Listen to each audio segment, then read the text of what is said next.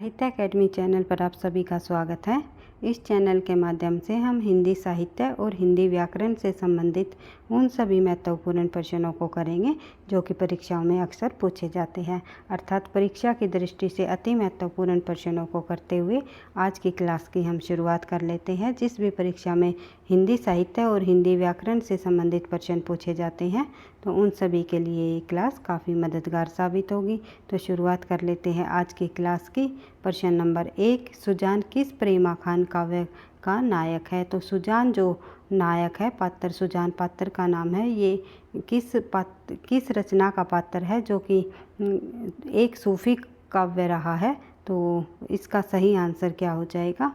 इसका आंसर हो जाएगा हमारा चित्रावली।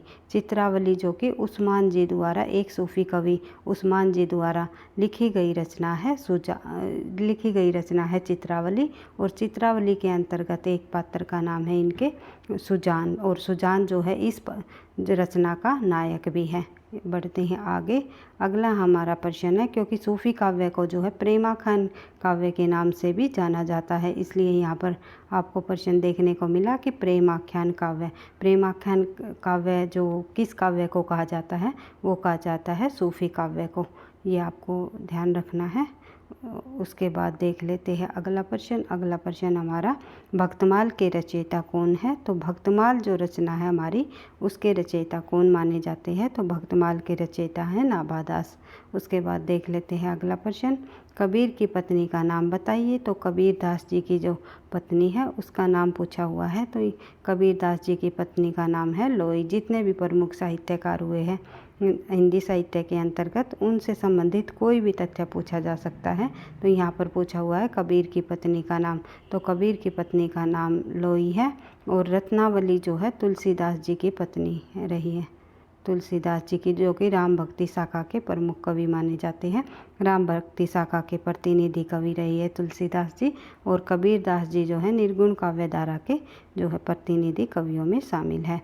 उसके बाद देख लेते हैं हमारा अगला प्रश्न है हमारा, उलटबासी का अर्थ बताइए। तो उलटबासी का अर्थ यहाँ पर क्या हो जाएगा? विशिष्ट प्रतीकात्मक काव्य शैली ही हमारी उलटबासी कहलाती है। जैसे कि कबीर दास की उल्टी वाणी, बरसे कंबल भीगे पानी, इस प्रकार से विशिष्ट प्रतीकात्मक काव्य शैली है ये, इसी को ही हम क्या कहेंगे? उलटबासी कहते हैं। उसके बाद देख लेते हैं अगला प्रश्न संख्या 5, कबीर के निर्गुण पंथ का आधार भारतीय वेदांत और सूफियों का प्रेम तत्व है, यह विचार किसका है? अर्थात ये कथन किसके द्वारा कहा गया है कि कबीर के निर्गुण पंथ का आधार भारतीय वेदांत और सूफियों का प्रेम तत्व है? ये जो कथन है ये आचार्य रामचंद्र शुक्ल जी का है। बढ़ते हैं आगे। अगला प्रश्न देख लेते हैं, निम्नलिखित में से पश्चिमी हिंदी की बोली नहीं है, इनमें से कौन सी पश्चिमी हिंदी की बोली नहीं है? तो ब्रजभाषा, बुंदेली, कन्नौजी, तीनों पश्चिमी हिंदी की बोली है, लेकिन मगही, मैथिली, भोजपुरी ये सभी जो है बिहारी हिंदी की है। और बिहारी निकली है अर्ध मागधी अपभ्रंश से। उसके बाद देख लेते हैं अगला प्रश्न हमारा है प्रश्न संख्या 7, और हजारी प्रसाद द्विवेदी किसे हिंदी का प्रथम कवि मानते हैं? हजारी प्रसाद द्विवेदी जी के अनुसार हिंदी का प्रथम कवि किसे माना जाता है? मैंने आपको बताया ही था, अलग अलग विद्वानों के द्वारा हिंदी का प्रथम कवि अलग अलग माने हैं। जैसे कि अब्दुल रहमान को माना है हजारी प्रसाद द्विवेदी ने। आंसर क्या हो जाएगा हमारा? ए आंसर हो जाएगा। सरहप्पा को किसने हिंदी का पहला कवि माना? तो वो माना एक विद्वान हुए हैं राहुल सांस्कृतायन जी। राहुल सांस्कृतायन,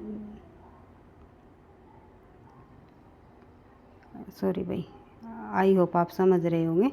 राहुल सांस्कृतायन जो कि घुमक्कड़ शास्त्र के प्रमुख रचयिता माने जाते हैं। उसके बाद जो है स्वयंभू को हिंदी का प्रथम कवि मानने वाले विद्वान हुए हैं राम कुमार वर्मा जी। और पुष्यदंत को हिंदी का प्रथम माना है शिव सिंह सेंगर ने। शिव सिंह सेंगर जिन्होंने हिंदी साहित्य का जो इतिहास लिखा था गारसा दातासी के बाद, शिव सिंह सरोज नाम से इन्होंने अपना हिंदी साहित्य का इतिहास लिखा था।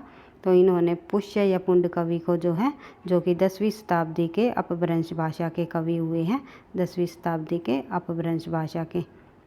स्वयंभू के बाद जो है इन्हीं का नाम आता है, पुष्य व पुण्य कवि को। इस कवि का नाम जो है पुण्य कवि भी कहा जाता है इसे, और पुष्य दंत या पुष्य कवि के नाम से भी ये जाने जाते हैं। तो 10वीं शताब्दी के ये कवि हुए हैं। इनको हिंदी का प्रथम कवि माना है शिव सिंह सेंगर ने, स्वयंभू को माना है राम कुमार वर्मा ने, सरहप्पा को माना है राहुल सांस्कृतायन ने, और अब्दुल रहमान को माना है जो है हजारी प्रसाद द्विवेदी। बढ़ते हैं आगे, अगला प्रश्न देख लेते हैं, प्रश्न संख्या 8। संविधान के 92वें संशोधन अधिनियम 2003 द्वारा कितनी भाषाओं को भारतीय भाषाओं में शामिल किया गया? संविधान की जो 8वीं अनुसूची में 22 भाषाओं को शामिल, वर्तमान में हमारी 22 भाषाओं को मान्यता प्राप्त है, लेकिन अलग अलग संशोधनों के द्वारा शुरुआत में इन 22 भाषाओं की जगह केवल 14 भाषा ही शामिल थी। उसके बाद जो है एक भाषा को जोड़ा गया एक संशोधन द्वारा। उसके बाद जो अगला संशोधन उसमें हुआ 3 भाषाओं को जोड़ दिया गया। उसके बाद जो है 4 भाषाओं को 92वें संशोधन में जोड़ा गया 2003 के अंतर्गत। ये जो है 71वां संशोधन हुआ। उससे पहले 1900 आई थिंक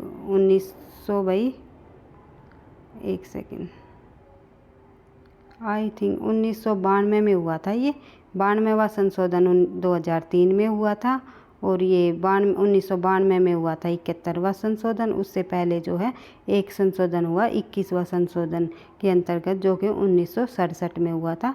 उसमें केवल सिंधी भाषा को जोड़ा था, सिंधी भाषा। उसके 71वें संशोधन में 3 भाषाओं को जोड़ा था, नेपाली, मणिपुरी और डोगरी। नमक से आप याद रख सकते हो, नेपाली, मणिपुरी और डोगरी। फिर उसके बाद जो है 2003 के अंतर्गत जो संशोधन हुआ, जो कि 92वें संशोधन अधिनियम था, उसके अंतर्गत 4 भाषाओं को और जोड़ दिया गया था। उन 4 भाषाओं में जो है शामिल है मैथिली,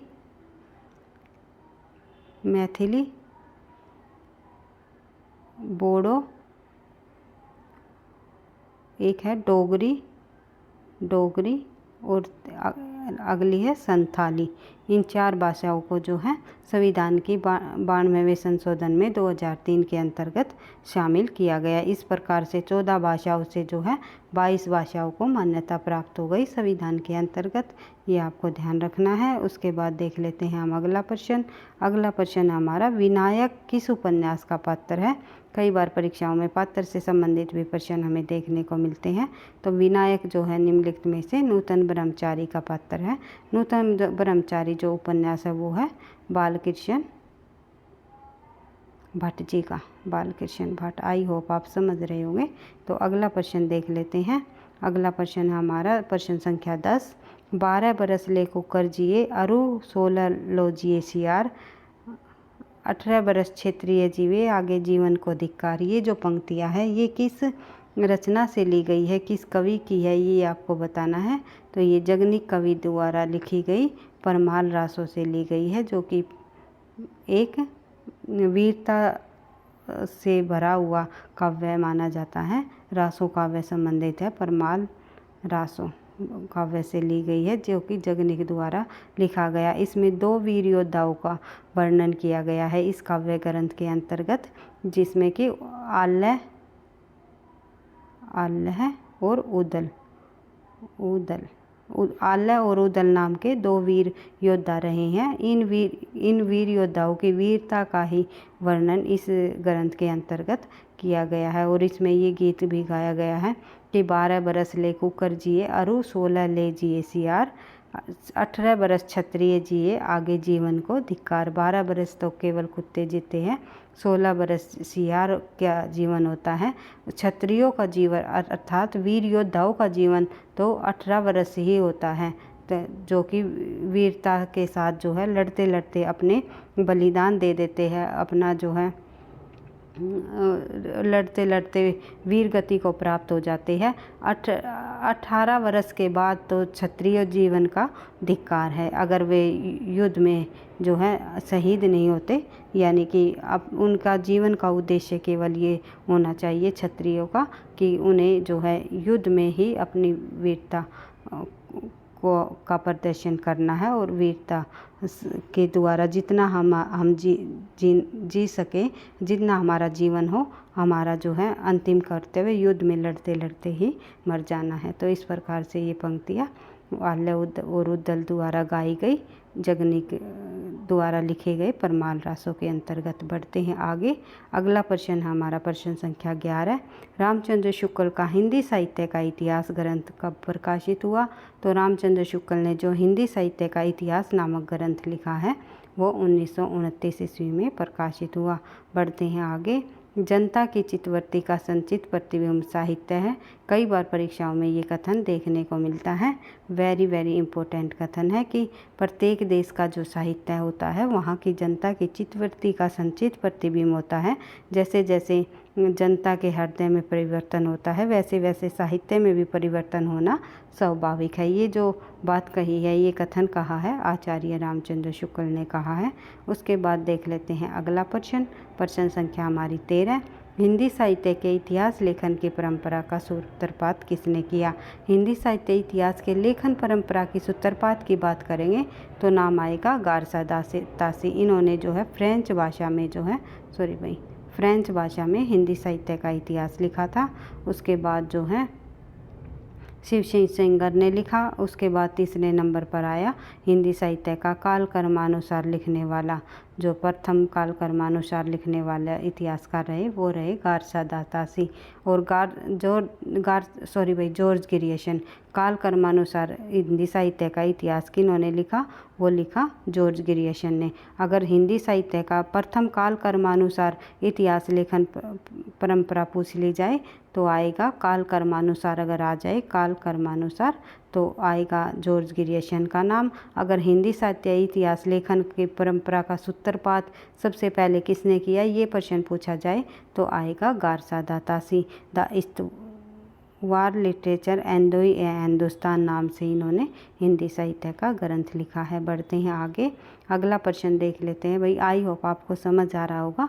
अगर आपको लगता है ये प्रश्न आपके लिए परीक्षा की दृष्टि से हेल्पफुल रहेंगे, मददगार साबित होंगे, तो प्लीज़ वीडियो को आप लाइक कर दिया करो।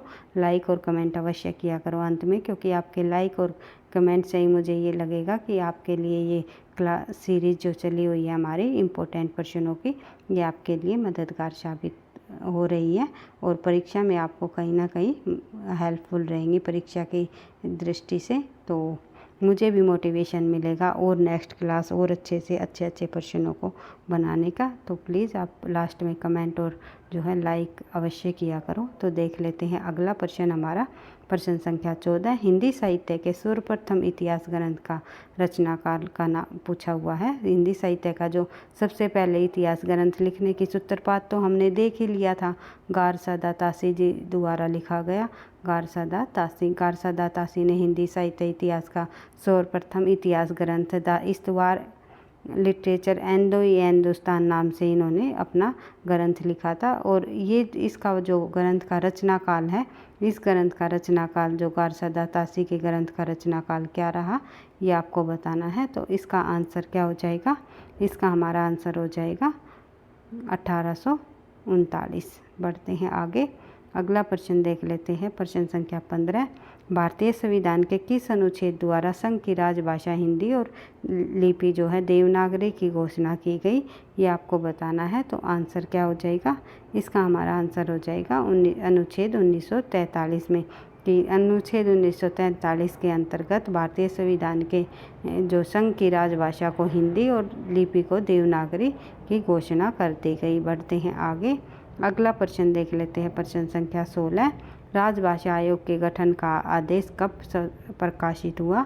तो राजभाषा आयोग के गठन का आदेश 7 जून 1955 में प्रकाशित हुआ और इसके प्रथम अध्यक्ष के रूप में जो है बीजे खरे के रूप में इन्होंने अध्यक्षता संभाली थी। बढ़ते हैं आगे।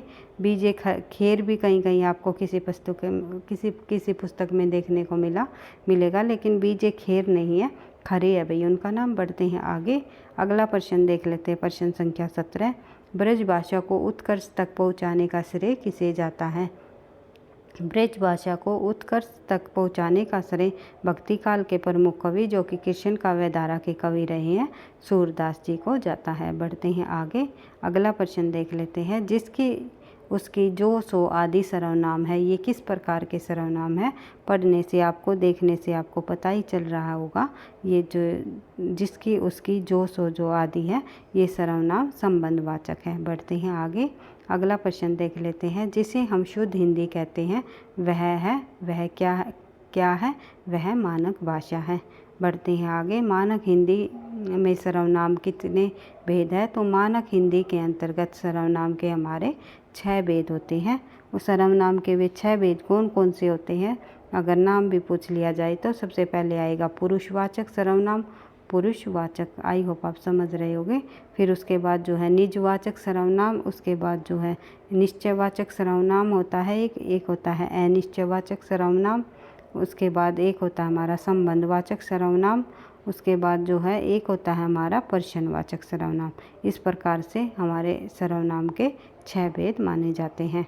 और किस में कौन सा सर्वनाम है, किस प्रकार सर्वनाम को पहचानना है, तो वो हम सर्वनाम का टॉपिक को करेंगे, तब आपको एक एक अच्छे से समझ आ जाएगा। साथ के साथ टॉपिक को कंप्लीट करने के बाद ही हम उससे संबंधित काफ़ी सारे प्रश्नों का अभ्यास भी करेंगे। अगर आप चाहते हो इस प्रकार से हिंदी व्याकरण के एक एक टॉपिक के ऊपर जो है हम पहले कंटेंट को समझते हुए, अच्छे से उस टॉपिक को समझते हुए अधिक से अधिक प्रश्नों का अभ्यास करें, तो आप कमेंट बॉक्स में लिख करके बता सकते हो हमें किस प्रकार से क्लास करनी चाहिए। उसी के अकॉर्डिंग हम जो है क्लास को लाने की कोशिश करेंगे। तो देख लेते हैं प्रश्न संख्या 21। अशोक के समय में राजभाषा थी। तो अशोक के समय में कौन सी राजभाषा थी, ये आपको बताना है। तो अशोक के समय में पाली राजभाषा थी। बढ़ते हैं आगे, अगला प्रश्न देख लेते हैं। प्रश्न संख्या 22। गोवध निवारण की भावना से लिखा गया उपन्यास कौन सा है? गोवध निवारण की यानी कि गायों की जो हत्या का निवारण करने के लिए जो की भावना से जो लिखा जाने वाला उपन्यास कौन सा है? वो है निशाय हिंदू। निशाय हिंदू उपन्यास के लेखक कौन है? वो है राधा कृष्ण दास जी। राधा कृष्ण दास निशाय हिंदू के लेखक है। इसमें इन्होंने गोवध निवारण की भावना से लिखा ये निशाय हिंदू नामक जो उपन्यास है, गोवध निवारण की भावना से लिखा जाने वाला इनका ये उपन्यास है। और राधा कृष्ण दास जी जो है भारतेंदु जी के फुफेरे भाई भी रहे हैं। बढ़ते हैं आगे, अगला प्रश्न देख लेते हैं। प्रश्न संख्या 23। सरस्वती पत्रिका का प्रकाशन वर्ष क्या है? तो सरस्वती पत्रिका का प्रकाशन वर्ष आप सभी को पता है 1900 ईस्वी में जो है चिंतामणि घोष जी द्वारा सरस्वती पत्रिका का प्रकाशन किया गया। चिंतामणि घोष ने उसके बाद जो है 1901 और 2 में जो है इसकी सरस्वती पत्रिका का जो संपादन है वो श्याम सुंदर दास जी ने किया। श्याम सुंदर दास। उसके बाद जो है 1903 में तो आपको पता ही है, 1903 से लेकर 1917 तक महावीर प्रसाद द्विवेदी ने इसका महादेवी वर्मा नहीं, महावीर प्रसाद द्विवेदी, आई होप आप समझ रहे होंगे। तो देख लेते हैं, महावीर प्रसाद द्विवेदी जी ने जो है महावीर प्रसाद द्विवेदी जी ने जो है इसकी 1903 से लेकर के 1917 तक सरस्वती पत्रिका का संपादन कार्यभार संभाला है। उसके बाद देख लेते हैं अगला प्रश्न। अगला प्रश्न हमारा झूठा सच में जो है किस शहर का वर्णन नहीं है? झूठा सच जो उपन्यास है किसके द्वारा लिखा गया? झूठा यशपाल जी का प्रसिद्ध उपन्यास है, यशपाल का। और इस उपन्यास के अंतर्गत किस शहर का वर्णन नहीं किया गया? नहीं पर आपको ध्यान रखना है कि प्रश्न में पूछा क्या गया है। तो जालंधर, लखनऊ व नैनीताल, इन तीनों शहरों का वर्णन हमें झूठा सच के अंतर्गत मिलता है, लेकिन कानपुर का नहीं। उसके बाद देख लेते हैं अगला प्रश्न। प्रश्न संख्या 25। आवारा मसीहा किसके जीवन पर आधारित है? आवारा मसीहा जो रचना है वो जीवनी संबंधी रचना है। तो ये जो है शरत चंद्र जी की जीवनी पर आधारित रचना है। और किस लेखक की है ये पूछ लिया जाए, आवारा मसीहा रचना के रचनाकार कौन है? तो वो रहे हैं विष्णु प्रभाकर। विष्णु प्रभाकर, आई होप आप समझ रहे होंगे। तो बढ़ते हैं आगे, देख लेते हैं अगला प्रश्न। प्रश्न संख्या 26। वृक्ष का पर्यायवाची शब्द नहीं है। इनमें से वृक्ष जो शब्द है उसका पर्यायवाची कौन सा शब्द नहीं है? विटप, तरु और द्रुम, ये सभी जो है वृक्ष के पर्यायवाची है, लेकिन कानन जो है वन को कहा जाता है। जंगल, वन कानन के पर्यायवाची है। बढ़ते हैं आगे। अगला प्रश्न है हमारा प्रश्न संख्या 27। मैं आगरा गया था, यह वाक्य कौन सा काल है? इस वाक्य में जो है कौन सा काल है? मैं आगरा गया था, आपको बताना है। इसका सही आंसर हो जाएगा हमारा पूर्ण भूतकाल। मैं आगरा गया था, काम पूरा हो चुका है और भूतकाल में हुआ है तो पूर्ण भूतकाल होगा। बढ़ते हैं आगे। सतसई शब्द में समास बताइए। जो सतसई शब्द है, सतसई जैसे कि बिहारी ने सतसई लिखी, बिहारी सतसई, मतीराम ने सतसई लिखी, मतीराम सतसई, और बहुत सारे हिंदी साहित्य के अंतर्गत लेखकों ने सतसई की रचना की है। और जैसे कि बेनी परवीन ने, काफ़ी सारे साहित्यकार हुए जिन्होंने सतसई की रचना की। और बिहारी ने जो सतसई लिखी उसमें 713 दोहे संकलित है। तो सतसई का मतलब होता है हमारा 700 दोहों की जो सतसई, मतलब जिसमें 700 दोहों से या 700 दोहे से ज़्यादा या 700 दोहे के लिखे गए हैं, वह उन्हीं रचनाओं को सतसई कहा जाता है। तो एक प्रकार से ये जो है संख्यावाची पद्धति को हमें दर्शा रहा है। तो सतसई, सत का मतलब होता है 7, सई का मतलब होता है 700, यानी कि 700 दोहों की जो रचना होती है उसे ही हम जो है सतसई कहते हैं। तो द्विगु समास हो जाएगा भाई इसमें, क्योंकि संख्या को दर्शा रहा है। जहाँ पर संख्या को दर्शाते हैं वही हमारे द्विगु समास होते हैं। जैसे कि और अन्य उदाहरण के रूप में हम देखें तो जैसे कि हम चौराहा कह देंगे तो 4 राहों वाला होता है चौराहा, तो यहाँ भी हमें संख्या मिल रही है तो द्विगु समास होगा। बढ़ते हैं आगे। अगला प्रश्न हमारा देख लेते हैं, प्रश्न संख्या 29। दक्षिणी भारत में हिंदी प्रचार सभा का मुख्यालय कहाँ स्थित है? तो दक्षिणी भारत हिंदी प्रचार सभा का मुख्यालय हमें चेन्नई में स्थित है। बढ़ते हैं आगे। अगला प्रश्न देख लेते हैं, प्रश्न संख्या हमारी, हिंदी भाषा किस लिपि में लिखी गई है? तो हिंदी भाषा निम्नलिखित में से देवनागरी लिपि में लिखी गई है।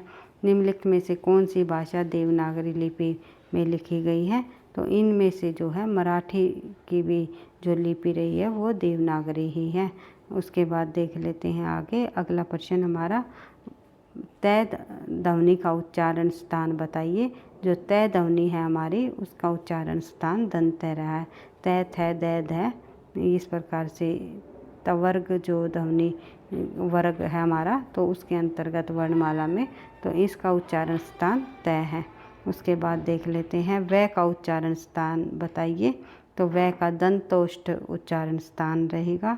उसके बाद देख लेते हैं महेंद्र का संधि विच्छेद कीजिए। तो महेंद्र का जो संधि विच्छेद है वो क्या होगा? तो महेंद्र का संधि विच्छेद हो जाएगा हमारा महा प्लस में इंद्र, उस आ प्लस में ई, दोनों ये वर्ण आपस में मिल करके बन जाएगा हमारा ए।